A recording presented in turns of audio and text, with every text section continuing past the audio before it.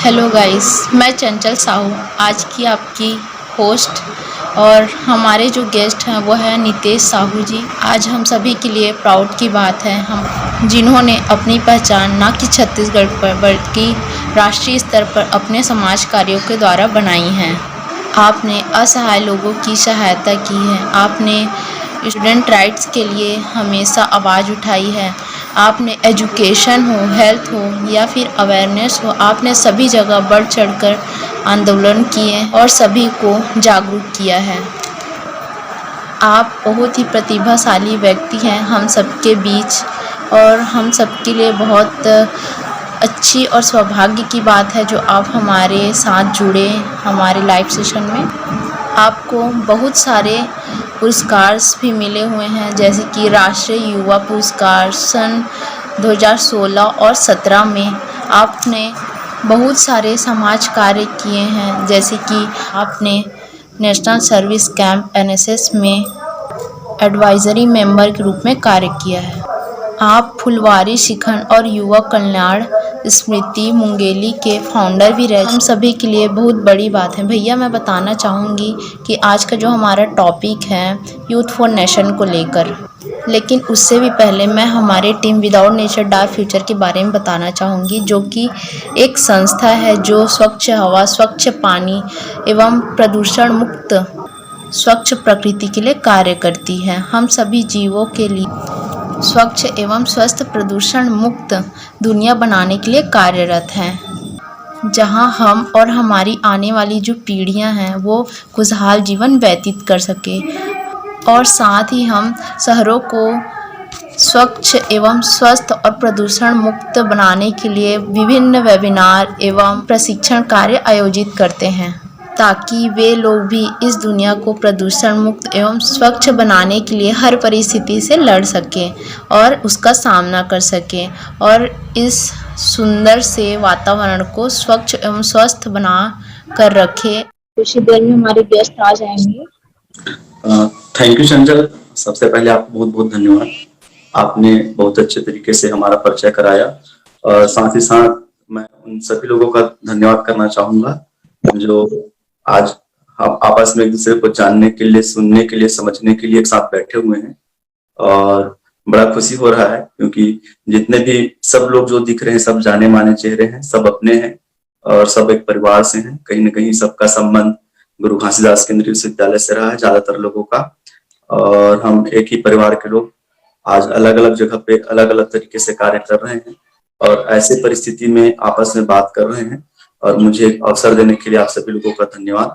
और थोड़ा तकनीकी दिक्कत हुआ, उसके लिए कोई बात नहीं।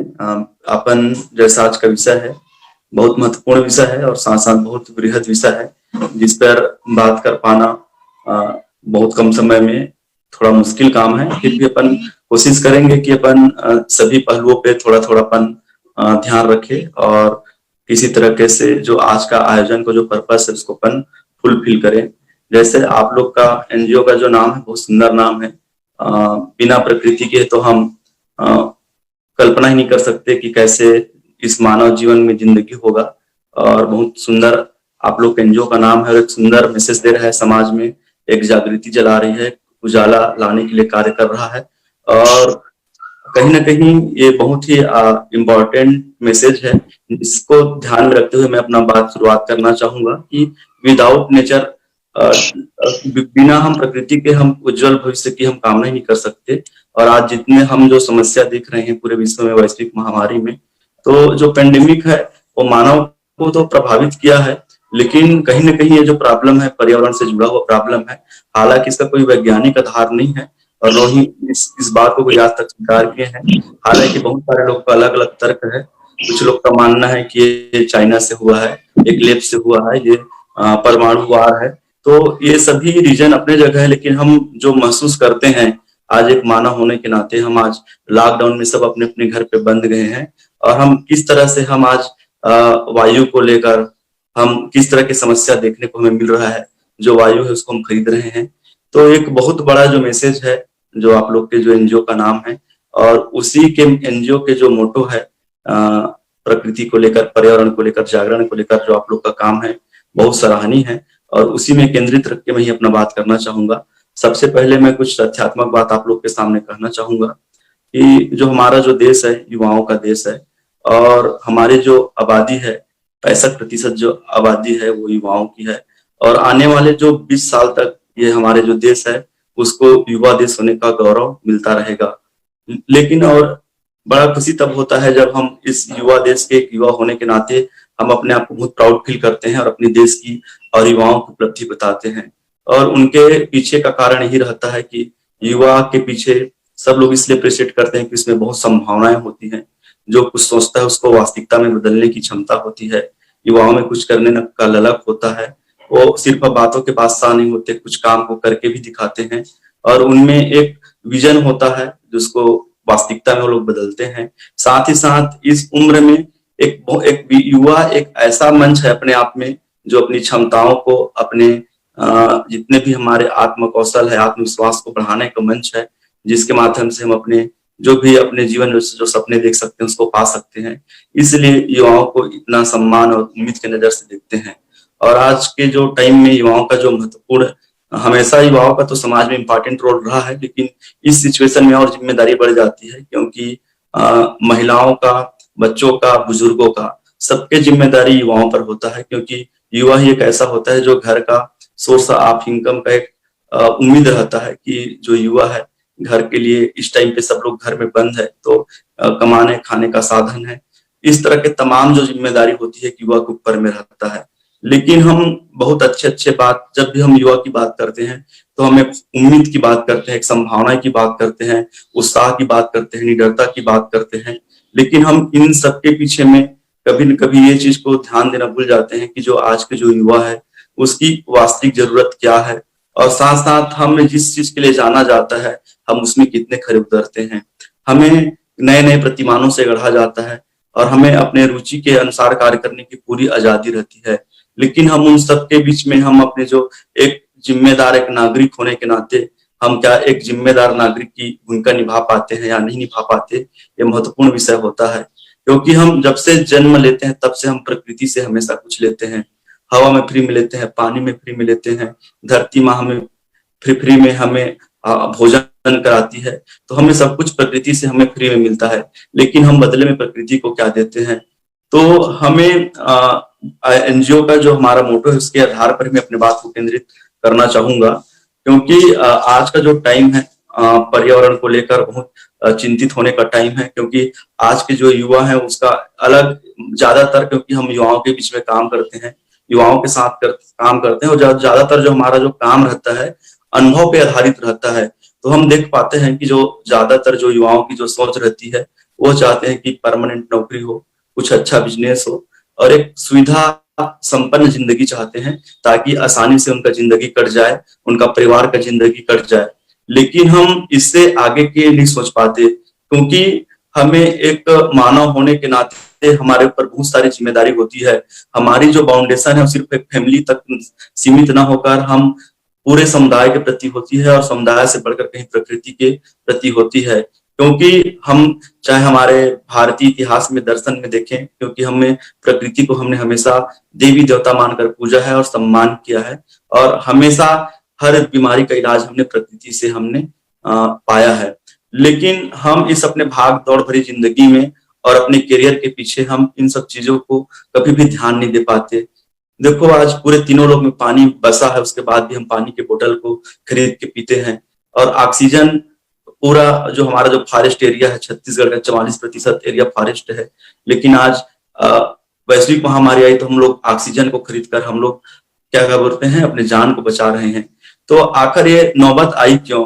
अगर हम इन सब के बीच में, हम अपने पारिवारिक जिम्मेदारी के बीच में अगर हम थोड़ा अगर जागरूक हो जाते हैं, हम उन युवाओं को भी जो जाने जिन्होंने पर्यावरण के लिए अपने पूरा जीवन को समर्पित किया है, और अभी वर्तमान में ऐसे जो युवा हैं जो पूरे देश में एक आवाज बन के हैं। क्योंकि युवाओं को आवाज भी माना जाता है, क्योंकि हम जो जितने लोगों ने भी अपने जीवन में रिस्क लिया है, पर्यावरण के लिए आवाज उठाए हैं, लड़े हैं, अपने पूरा स्वर्णिम जीवन को पर्यावरण, जंगल, जमीन के लिए तपाए हैं, ऐसे लोगों के वजह से आज पर्यावरण हमारे सामने है और हम लोग हैं और हमारी अस्तित्व है। आज ही एक बहुत ही ग्रेट पर्सनालिटी है पर्यावरण क्षेत्र से जुड़े हुए जिनका देहांत हुआ। उनको क्या आखिर जरूरत थी कि हिमालय के बचाने को, पेड़ को बचाने की, क्योंकि हम तो कोई आदमी का सेवा करते हैं तो बदले में बोलता है कि वो बहुत अच्छा आदमी है, उन्होंने मेरा मदद किया है। या अगर आप नहीं भी बोलेंगे तो कोई ना कोई आपको बताएगा कि नहीं वो बहुत अच्छा इंसान है जिन्होंने एक अमुक इंसान का मदद किया है। तो हम मानव की सेवा करते हैं तो कहीं ना कहीं इनपुट तो मिल जाता है, अपन निस्वार्थ बोलते हैं फिर भी। लेकिन ऐसे बेजुबान लोग रहते हैं, जानवर रहते हैं, जीव रहते हैं, जंतु रहता है, नदी है, पहाड़ है, पर्यावरण है, इनका अस्तित्व से ही हमारा अस्तित्व है, जिनके बारे में हम लोग सोच नहीं पाते, बोल नहीं पाते। और इस क्षेत्र में जो लोग काम करते हैं ना, उनको उतना प्रोत्साहन मिल पाता, ना सम्मान नहीं मिल पाता। और जाने इतने सारे जो लोग होते हैं, इनको बचाने के चक्कर में अपनी जान गंवा बैठते हैं और किसी भी न्यूज के सुर्खियों में नहीं आ पाते। तो हम ये नहीं कहते कि हम सभी लड़ाई हम लोग सड़क पे आके लड़े या जागरूक होकर लड़े। हमें यह समझना जरूरी है कि हम हमारी जो पर्यावरण है उससे हमारे आने वाले लोगों का फ्यूचर कैसे निर्धारित होगा। क्योंकि यूनाइटेड नेशन के जो 17 लक्ष्य है आप सभी लोग जानते हैं, जिसमें से 17 लक्ष्य में 2030 तक एक वैश्विक स्तर पे जो चिन्हांकित किया है उसको 2030 तक दूर करना है। उसमें ज्यादातर जो समस्या है पर्यावरण से जुड़े हुए समस्या है, लेकिन हमारा इस ओर ध्यान नहीं जा पाता और हम वही काम करते हैं, अपने परिवार समाज तक हम सीमित रह जाते हैं। हालांकि इसमें हमारी उतनी गलती नहीं है, क्योंकि इसमें हमारा जो प्रॉब्लम है कहीं ना कहीं हमारे एजुकेशन सिस्टम में है। क्योंकि हमको सभी को समान शिक्षा नहीं मिल पाता, क्योंकि जो जिस देश की जितने भी संपत्ति है और जितने भी अवसर है उसमें कुछ गिने चुने लोगों का ही संसाधन पे अधिकार है और उन्हीं लोग को अवसर मिलता है। और वो लोग जिनकी जिंदगी सुविधा संपन्न हो तो उनका जो सोच है उतना वृहद नहीं हो सकता, वो लोग दूसरे के बारे में उतना नहीं सोच सकते। और जो व्यक्ति अभाव में रहता है वो हमेशा दूसरे के बारे में सोचता है और एक बदलाव लाने का हमेशा प्रयासरत रहते हैं। तो सबसे बड़े जो हमारे जो दिक्कत है एजुकेशन को लेकर है। हमारे एजुकेशन में हमारे जो माइंड को ऐसे ट्रेंड किया जाता है कि हमें नौकरी पाना है, बिजनेस करना है और यही जीवन का सक्सेस है। हमारे एजुकेशन में सिर्फ सिलेबस में कुछ कुछ पार्ट रखा जाता है जिससे हम एक इंफॉर्मेशन ले सके और एग्जाम में उसको रट के अपन आगे क्लास बढ़ सके। लेकिन उस पर्यावरण के लिए, जंगल के लिए, जमीन के लिए हमें चेतना हमें नहीं आता। हम लोगों ने तो कभी इस ओर ध्यान ही नहीं दिया कि हम एक अच्छा पर्यावरणविद होकर भी अपना एक अच्छा करियर बना सकते हैं, लोगों को अच्छी संभावनाएं दे सकते हैं। क्योंकि मैं छत्तीसगढ़ पे ही बात करना चाहूंगा, क्योंकि आज वन आधारित उद्योग है जो तेजी से समाप्त हो रहे हैं। जो ट्राइबल लोग के जो कल्चर थे वन से जुड़ा हुआ है, तो अपने पूरा जीवन यापन करते थे, तेंदुपत्ता, चार, ऐसे तमाम जो छोटे छोटे जो उनके जीवन से जुड़े हुए हैं उनको संरक्षित नहीं किया जा रहा है। सरकार उन चीजों को खरीदारी नहीं कर रही है और हमारे जैसे जो जागरूक लोग हैं जो हमको राष्ट्रीय अंतर्राष्ट्रीय स्तर पे बाजार दिला सकते हैं, उनके जीविका का साधन बन सकते हैं, हम इस बीच में अपना भी करियर बना सकते हैं। तो हम इस दृष्टि से देख ही नहीं सोच पाते। हम एक निश्चित आवरण में रहते हैं, हमें सिविल सर्विस की तैयारी करनी है, हमें उच्च शिक्षा में करियर बनाना है, हमें बिजनेस के क्षेत्र में काम करना है, ऐसा ज्यादातर लोगों का सोच रहते हैं। इन्हीं में से कुछ लोग ऐसे रहते हैं जो कुछ आगे सोच पाते हैं, तो उन्हें बहुत सारे समस्याओं का सामना करना पड़ता है। लेकिन बड़ा खुशी होता है कि आपके जैसे भी युवा साथी हैं जो पर्यावरण के लिए समर्पित हैं और पर्यावरण के लिए काम करते हैं। और ऐसी छोटी छोटी ही पहल से ही बेहतर शुरुआत होता है। और कोई भी काम करने के लिए, अच्छा काम करने के लिए कम लोगों ने ही शुरुआत किया है। और जो युवाओं के जो प्रतीक पुरुष है विवेकानंद, वो तो यही बोलते थे कि मुझे 10 युवा दे दो तो मैं देश परिवर्तन कर दूंगा। तो हमारे सामने भी ऐसे उत्साही युवा हैं जो देश के लिए सोचते हैं। और आज के टाइम में, पेंडेमिक के टाइम पे कैसे हम युवाओं की क्या भूमिका हो सकती है इस बारे में बात करने के लिए एक साथ बैठे हुए हैं। और जिस हिसाब से देखा जाए तो पूरे पेंडेमिक में युवाओं का बहुत ही महत्वपूर्ण रोल रहा है। जिस तरह से लॉकडाउन हुआ, सब लोग घर पे हुए, तो कोई खुलकर सामने आए, जो सही सोशल मीडिया के माध्यम से सही जानकारी मिले, सही दवाई के बारे में बताए, लोगों को अवेयर किए।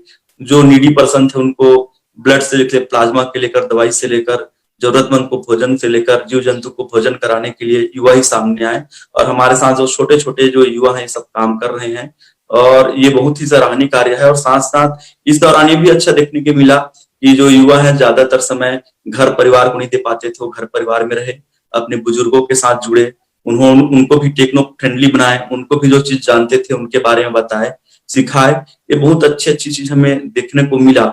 लेकिन ये जो लॉन्ग टाइम है, आने वाले जो समय है, उसके लिए भी हमको तैयार होना पड़ेगा, क्योंकि जिस हिसाब से महामारी के बाद में जो रोजगार के क्षेत्र में जो दिक्कत आने वाली है, अभी भी लोगों को मात्र 1% लोगों को ही सरकारी नौकरी मिल पा रही है, और जो प्राइवेट सेक्टर है उसमें तेजी से लोगों को रोजगार जा रहे हैं।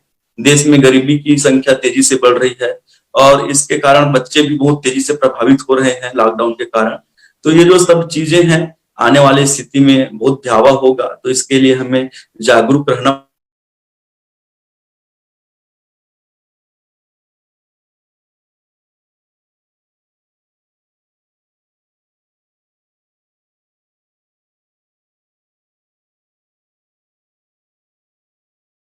हमारी जैसी, और इसी जो बड़े बड़े हम लोग भुखमरी से, महामारी से निकले हैं, और इस महामारी से भी निकलेंगे, लेकिन तब की महामारी और अब की महामारी में बहुत अंतर है। और इस लेकिन यह है कि हमारे पास अनुभव है, संसाधन है, और हम लोग जागरूक हैं, और हम सब मिलकर कुछ बेहतर प्रयास करेंगे, और कोशिश करेंगे कि जो लोगों को, ज्यादा से ज्यादा जो लोग हैं उनको अपन एग्रीकल्चर की ओर, इन्वायरमेंट की ओर जोड़े। इस क्षेत्र में भी लोगों को करियर का ऑप्शन दे, क्योंकि इसमें अपार संभावनाएं हैं, और लोगों को जो सोच है उसको रिस्पेक्ट देना स्टार्ट करें। सिर्फ हम एक जो ब्यूरोक्रेसी, जो मानसिकता है, जो जो अपन व्हाइट कॉलर जो जॉब बोलते हैं, सिर्फ ऐसे ही लोगों के प्रति हम लोग आकर्षित रहते हैं, और उनको हम यस बोस करते रहते हैं, तो ये थोड़ी खराब मेंटेलिटी है। हमें सभी जो प्रोफेशन है उनको एक नजरिए से देखना चाहिए, सबको एक प्रकार सम्मान मिलना चाहिए, ऐसी हमारी सोच होना चाहिए। और खास करके हमें इस बारे में भी ध्यान देना चाहिए, शिक्षा और स्वास्थ्य जो महत्वपूर्ण पहलू है, जो हमारे पूरे जीडीपी का मात्र 1.5% जो हिस्सा है वो स्वास्थ्य में खर्चा होता है।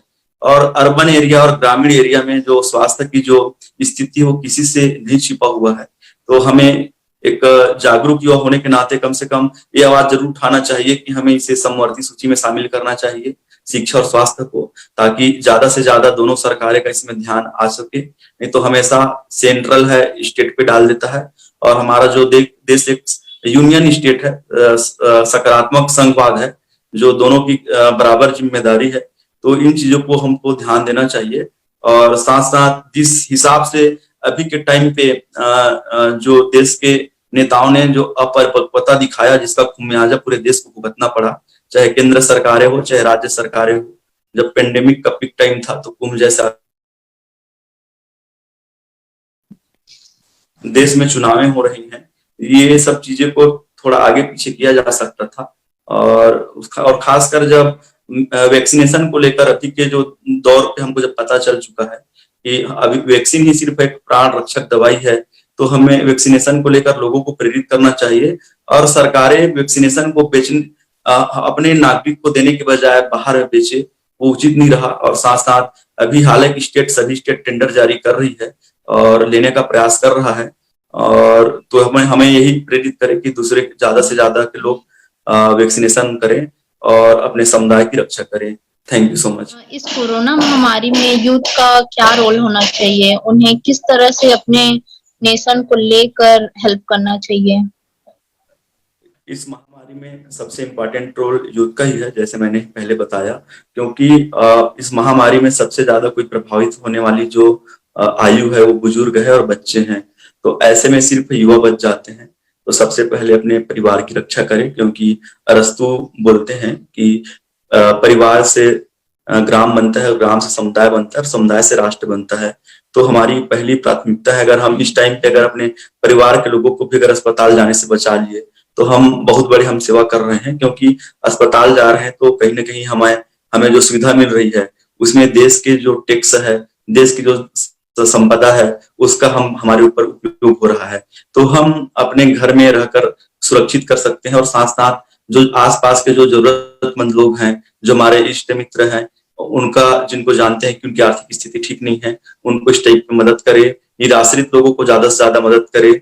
इस टाइम पे सभी होटल रेस्टोरेंट बंद है, तो उस पे आश्रित रहने वाले जो जीव जंतु है, जानवर है, उनका भी हमें ध्यान रखे, उनको भी पानी है, भोजन की व्यवस्था करे। और साथ साथ ज्यादा से ज्यादा हमें पॉजिटिव सोच को लोगों तक पहुंचाएं, क्योंकि अभी टाइम एक दूसरे का साथ देने का टाइम है और लोगों की सहारा बनने का टाइम है। और हम ये जरूरी नहीं कि हर मदद हम आर्थिक रूप से मदद कर पाए लोगों का, हम लोग किसी को मनोबल बढ़ा के मोटिवेट करके हम उनको मदद कर सकते हैं, मेरे को ऐसा लगता है। जैसे कि अभी के यूथ लोग जिस मतलब की पढ़ाई लिखाई जैसे चल रही उनकी ऑनलाइन एग्जाम, अभी छत्तीसगढ़ में 10th के जो बच्चे पास हुए हैं वो बहुत मार्क्स जिनके आए हैं, तो उनपे किस तरह से प्रभाव होगा, उनके आगे फ्यूचर में उनका क्या मतलब रोल रहेगा, उससे हानियां होगी या लाभ होगी उनको, ये सब। इसमें अपन दोनों नजरिए से इसको देख सकते हैं। पहला तो कि इस टाइम पे बच्चे का पढ़ाई है, मतलब परीक्षा है, कोई ईयर बर्बाद नहीं हुआ, ये अपने आप में बड़ी बात है। और जो ऑनलाइन जो परीक्षा है उस इसका बहुत सारे एडवांटेज भी हैं। हम लोग जिस तरह से हम लोग टेक्नो फ्रेंडली हो रहे हैं और जिसके कारण हमें नए नए चीज जानने को समझने का एक अवसर मिल रहा है, लेकिन जिस हिसाब से बच्चों का जो नंबर आया है वो अगर उसको प्रोत्साहन के रूप में लेते हैं, प्रेरणा के रूप में लेते हैं, तो निश्चित ही उनका आत्मविश्वास बढ़ेगा और आने वाले समय में अच्छा करेंगे। लेकिन अगर वो धोखा पे रहे कि हम अगर प्रतिभावान हैं और हम में इतनी क्षमता है और हम हमेशा ऐसे रहेंगे, ये सोचकर अगर मेहनत करना बंद कर दें और कोई गलत डिसीजन लेते हैं अपने क्षमता के खिलाफ में जाके, तो ये आने वाले समय में बहुत बड़ा दिक्कत होगा। क्योंकि आज भी हम देखते हैं कि कहीं भी बहुत सारे जॉब ऐसे होते हैं कि हम उसमें मेरिट को ही प्रेफरेंस देते हैं। हम अभी भी हमारे यहाँ परसेंट सिस्टम है, जो लोकल जो जॉब है उसमें अपन कई जॉब में देखते हैं कि 10th और 12th का जो रिजल्ट होता है उसके परसेंट का बहुत वैल्यू दिया जाता है। तो ऐसे में उन बच्चों के लिए बहुत ही एक हानि हुआ जो बच्चे दिन रात मेहनत करते हैं और अपने मेहनत काबिलियत के दम पे अच्छा नंबर स्कोर करते हैं, और एक ऐसे बच्चे हैं जिन्होंने बिना मेहनत किए कहा जाए तो एक अच्छा नंबर ले आया। तो ये कहीं ना कहीं तो नौकरी के हिसाब से घाटा है, लेकिन निश्चित है जो बच्चा मेहनत करता है उसको इसका एडवांटेज कहीं ना कहीं मिलता है। जी, अभी जो युवा हैं इस महामारी के बीच कैसे मानसिक और स्वास्थ्य चुनौतियों से युवा लड़ रहे हैं और उसका सामना कर रहे सामने हैं। तो हमेशा एक मानसिक जो तनाव है हमेशा बना रहता है, क्योंकि उनके सामने अपने करियर के साथ साथ परिवार का और परिवार के साथ साथ बहुत सारे सामाजिक जिम्मेदारी रहती है। तो लेकिन इस समय में तनाव और ज्यादा बढ़ जाता है जब हमारे पास विकल्प कम कम हो। तो बिल्कुल डरने या फिर तनाव लेने की जरूरत नहीं है। अपनी दिनचर्या है उसको सकारात्मक रखें, अच्छी अच्छी चीजें सोचें, और ये जो महामारी है थोड़ा दिन के बाद चला जाएगा, और चले जाने के बाद उसके बाद हमें अपने लिए बेहतर विकल्प देखना होगा। और हमें एक बाउंडेड जो थिंकिंग है कि हमें सिर्फ यही करना है, ऐसे को थोड़ा चेंज करने की जरूरत है, क्योंकि हमारे सामने अब उतनी संभावनाएं अभी नहीं है, खास करके स्वरोजगार के क्षेत्र में। तो उन्हें अपने लिए जो लोकल स्तर पे ही कुछ एग्जाम्पल सेट करना पड़ेगा और लोकल चीजों को ही नेशनल और इंटरनेशनल लेवल तक ले जाना पड़ेगा, और उसी में अपने आय का साधन उन्हें देखना होगा। जी, जैसे कि जिस तरह से अभी महामारी फैली हुई है, बताया जा रहा है कि अभी और भी महामारियां मतलब जैसे ब्लैक फंगस जैसे नाम की कुछ बीमारियां आ रही है, तो उसके लिए मतलब युवा बाद में उसके लिए क्या मतलब कर सकते हैं आगे चल के। जैसे अभी के पेंडेमिक में क्या बोलते हैं कोरोना वायरस, इसके लिए बहुत सारे बैंक बने, प्लाज्मा डोनेट के लिए बने, युवा लोग बहुत कुछ किए। तो आगे चल के अगर कोई और दूसरी बीमारी आती है, कोई बड़ी महामारी आती है, उसके लिए युवा क्या क्या कर सकते हैं, उनको क्या करना चाहिए इसके लिए। खासकर ये सोशल मीडिया का एक अच्छा एडवांटेज है कि कोई भी नई बीमारी या महामारी आती है तो हमें उसके बारे में पता चल जाता है, और साथ साथ उनके बचने के उपाय को लेकर बहुत सारी एडवाइजरी हमें मिल जाती है, जो डॉक्टर हैं, वैज्ञानिक है, जो सलाह देते हैं। तो हमें उसका खासकर बारीकी से अध्ययन करना चाहिए और समझना चाहिए। मैं क्योंकि ये मानता हूं कि अगर जिस चीज की अगर आपको जानकारी नहीं है तो उसके बारे में आप किसी को ना बताएं, खासकर हेल्थ से रिलेटेड जो समस्याएं हैं। क्योंकि अभी देखा जा रहा है कोविड के टाइम में अच्छे समाचार के साथ साथ कोविड के लोग ऐसे ऐसे उपाय बता रहे हैं, देसी नुस्खा, घर का उपाय, तो वो कहीं ना कहीं लोगों को बुरा प्रभाव भी कर दिया है। तो इसलिए ज्यादा से ज्यादा अवेयर रहें, और इसके लिए जो ऑफिशियल जो स्रोत है WHO का, हेल्थ डिपार्टमेंट का, या फिर ऑथराइज जो पर्सन है ICMAR का, उन्हीं का ही मैसेज है ज्यादा से ज्यादा लोगों तक पहुंचाए और उनकी जो सलाह है उनको लोगों तक पहुंचाए और उसके बचने के लिए उपाय बतलाए।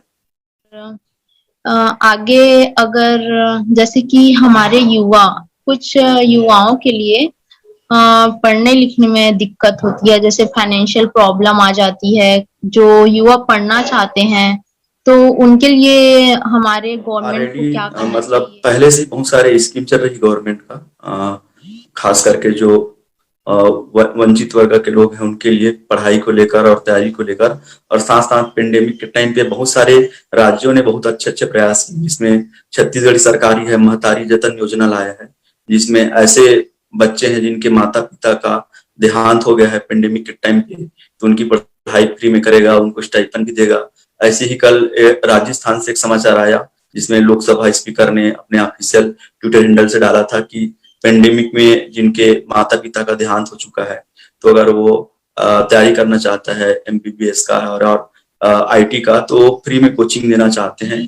तो खासकर बहुत सारे संस्थाएं पहले से कार्य कर रही है और स्कीम है, लेकिन इस समय की जो जरूरत है बहुत अलग तरह की जरूरत है, क्योंकि हम इस टाइम में जो बच्चे माता पिता अपने खो रहे हैं उनको बाल गृह में डाला जा रहा है, और बाल गृह में बच्चे को वो माहौल नहीं मिल पाता जो एक स्वतंत्र घर या परिवार मिलता है, और उनमें से ज्यादातर बच्चों का रिकॉर्ड देखा जाए तो उनको बेहतर सुविधा और अवसर नहीं मिलने के कारण वो लोग अपने लाइफ में समाज के लिए कंट्रीब्यूशन नहीं दे पाते जो देना चाहिए। तो इसलिए हमें कोशिश करना चाहिए कि ऐसे बच्चों के प्रति विशेष लगाव रखे, विशेष ध्यान रखे, जो समाज सेवी काम करते हैं, जो संस्था काम करते हैं उनके संपर्क में रखे और उनसे हमेशा मिलकर उनको मनोबल बढ़ाए, और गवर्नमेंट की जो भी स्कीम है जिसके अंतर्गत वो लोग लाभान्वित हो सकते हैं, ऐसे योजनाओं को उनको हमें ज्यादा से ज्यादा हमें लाभ दिलाना चाहिए, और गवर्नमेंट को इसके लिए और व्यापक स्तर पे फेलोशिप स्कीम बनाना चाहिए।